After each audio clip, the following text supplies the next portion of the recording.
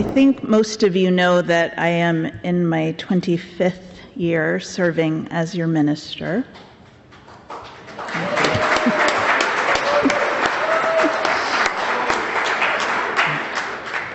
But today is the 24th anniversary of my installation as the 30th settled minister of this congregation since it was founded in 1655.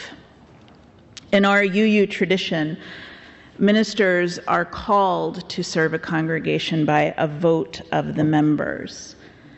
And then sometime during their first year as minister, they are installed. It sounds like hooking up a washing machine. It sort of is, actually. The installation is a special service during which the minister and the congregation enter into a spoken covenant with one another.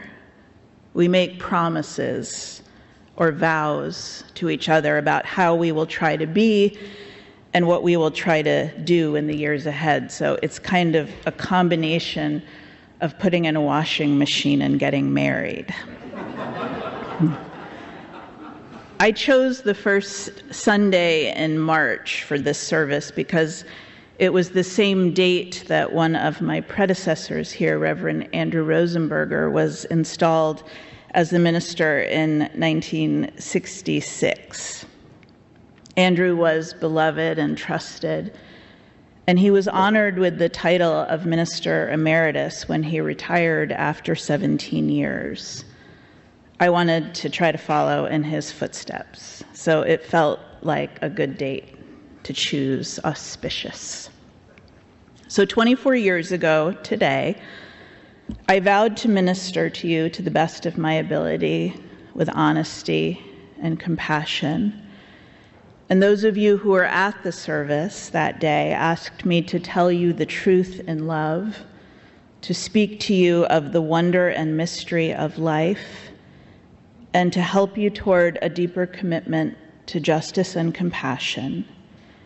And you vowed to share the ministry of this congregation with me, that together we might be a blessing to the world. I didn't know I would be installed for quite this long. Through 9/11 and all that came after, through an economic recession, a worldwide pandemic, and whatever terrible chapter we are living in right now. But the fact that the covenant we made 24 years ago has lasted this long, which is more than 3 times the average length that ministers and congregations stay together, says something, I think, about how seriously we have taken those vows. Those of you who were here then to make them, and those who came later and inherited them. Well, in the past almost 25 years, we have learned I have my limitations, God knows. I have no interest in technology and how it works. I just want it to work. I don't remember numbers and budgets and congregational sizes, even when I'm trying. I'm terrible at paperwork, though I'm pretty good at delegating the things I'm not good at. But one thing I don't think I have been very good at all, and I really cannot delegate this responsibility to anyone else, is talking to you about generosity in really honest ways, about why it matters, both in the most practical terms of supporting the work of this congregation, but also why I believe, how I believe it changes us. It shapes our view of the world and other people for the better. I deeply believe that becoming generous people, especially right now when generosity is wildly countercultural and seen as weak or foolish or stupid, is probably one of the most important things we can do. And moving through the world with generosity is a beautiful way of moving. I think it feels better to let go of some of what we hold on to, maybe a little too tightly. And generosity transforms lives. Sometimes the lives of those who receive it, but it always changes the lives of those who give it. There are a few reasons I have hesitated to talk about generosity more honestly and more directly. One reason is that my salary depends in large part upon your generosity. It's hard for me to ask you to be generous for my direct benefit, even though I absolutely believe the church staff should be paid fairly and that the work we do here matters. I hope and I believe that the goodness of the community we create here ripples outward.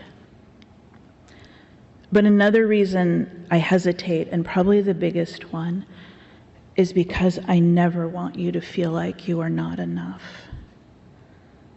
There are so many ways and places in this world that our worth is measured by how much we earn or who we know or what we own. And this is not one of those places. The words the worship leader says in the welcome every Sunday, they're true. You can bring all of who you are, all of what you've done, all of what you have to give, and all of what you don't have to give. You can bring your struggles and your limitations and your failures, as well as your strengths and your gifts, and there's room here for all of it. And you are welcome here. You are held in love here, exactly as you are. And we all have such different capacities to give. It depends upon 1,000 things: our health, our stage in life, whether we have children or aging parents to take care of, whether we are working or retired, whether we are struggling or doing well. And it is hard to talk about generosity and to make room for all of that. Because what we feel we have to give is personal, and it's rooted in our own histories, and it can be so tender and so sensitive, and I know that. But there are a couple of things I know about generosity that I want to share with you. And one is that, in my experience, generosity is never just about the numbers. The number of hours or dollars we have, although these are real, and some of us have more of them to give away than others, that's just true. But generosity is also about how we feel about what we have. The stories we tell ourselves about it, based on what we learned. Some of the most generous people I know have very little to give, at least when looking from the outside. But they're the ones who seem to always invite others to sleep on their sofas. They're the ones who squeeze in extra chairs at the dinner table. There's something in them that allows them to share. And the other thing I know about generosity is that it is possible to develop a generosity of spirit that has nothing to do with what we have. Generosity of spirit, it's hard to put into words what that is. It's an openness to others, maybe. A willingness to assume the best of people, to see their goodness and reflect it back to them. Maybe it's a capacity to remember, including in the hard moments, that most people are carrying far more than we can know. This week I found myself thinking a lot about Chuck Gamage, a beloved church member here who died at the end of December. He took the small group I lead called Spirit Life, or Writing Your Spiritual Autobiography. Each person in the group writes the story of their own life from a spiritual perspective and then reads it out loud to the others in the group. And every single story is powerful and moving and special. But Chuck told his story in a way that I had never heard before in all the times I have led that class. He told the story of his life through the lens of kindness. The kindnesses that people had shown to him at every stage of his life. It was one of the most generous ways to tell the story of a life I have ever heard. And listening to it, I thought he could have told it the other way around too. He could have told it from the perspective of the kindnesses that he had shown to others, not that he would ever do that. But I got to. I was lucky enough to be able to tell some of that story at his memorial service. And thinking about Chuck this week, I realized I could tell the story of my life through the lens of the generosity I have been shown. I don't talk very much about my childhood in sermons. Maybe I did when I was a lot younger, but it was a long time ago now. Sometimes things come up in private conversations if I think it will help you to know something about me. But the way I grew up profoundly shaped my feelings and beliefs about generosity, and I think it's important to tell you a little bit about it. So I grew up in Newburyport, Massachusetts, when it was a lot less fancy and pretty than it is now. We moved there because it was still an affordable place for artists and other creative people to live. And it was a great place to grow up, but we struggled. My father died when I was 18 months old, and my mother is a painter, and eventually there were 6 children in our single-parent family. Our only income was the Social Security my older brother and I received from our father's death, which was not enough. Now, I had some very important things growing up. I had unconditional love from my mother and her parents. I had the stability of a small town, and I had good friends. I also had generosity. I had the generosity of my best friend Amy's parents, who helped me in countless ways I didn't fully notice at the time. Amy's mother used to discover the exact things I needed in her house. It was like magic, an extra winter coat in just my size. They brought me along on trips to Boston and to New York City for Amy's 16th birthday, where I saw my first Broadway play. Amy's father was on the board of the small private high school I applied to right alongside her. And I never thought of it till recently, but I have no doubt that he helped me get the full scholarship I needed to be able to go there. My entire education, in fact, was funded by the donors of the schools I attended, people who paid my full tuition to Barnard College and then Harvard Divinity School. Once I started preparing for the ministry, I was supported by the generosity of 2 wonderful mentor ministers, Reese Williams and Arlene Sutherland, who gave me their time and the wisdom of their experience, but they also saw what I needed, and they gave me that too. Reese invented a summer minister job for me for 2 summers so the church could keep paying me.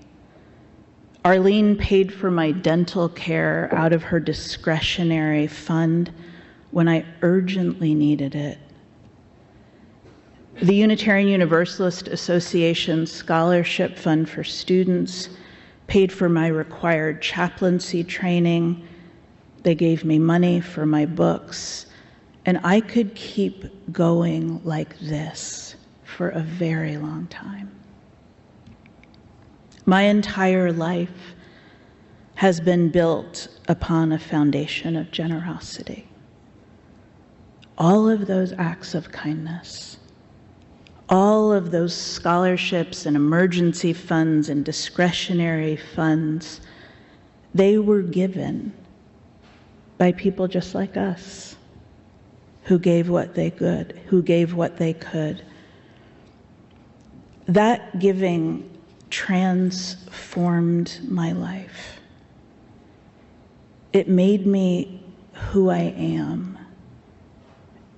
And it made me want to learn to be generous in return. And I wonder if thinking about our lives like this, in terms of the kindness and the generosity we have been shown, makes it easier for us to give what we can, not to give back to the people who gave to us, but to give forward. So before you think about what you can give to support this congregation, I want you to first spend some time remembering those who gave to you. Remember the foundations of kindness and generosity in your own life. I would love to read the stories of the generosity that has created you. I know it sometimes feels that nothing we can do is enough and that it doesn't matter or make a difference what we can give, especially if we are in a place where we just don't have much. But it does matter. Many of you know Amy Deegan, who is a Groton resident and our partner at Congregation Shalom in Chelmsford in collecting supplies for the people of Ukraine. And she just posted a picture this week on Facebook of 3 little girls with yarn and crochet hooks in their hands, and an older woman showing them how to use them. And the yarn and the crochet hooks were part of the care packages that got mailed to Ukraine. Yarn is not going to stop the war. Crochet hooks cannot mend what is broken. But the smiles on those little girls' faces, those are something to see. And maybe yarn and crochet hooks will someday be a part of the stories those little girls tell about the generosity that helped them get through the war. The net we weave is real. And we weave it with every small kindness and every generous act. And every tie matters.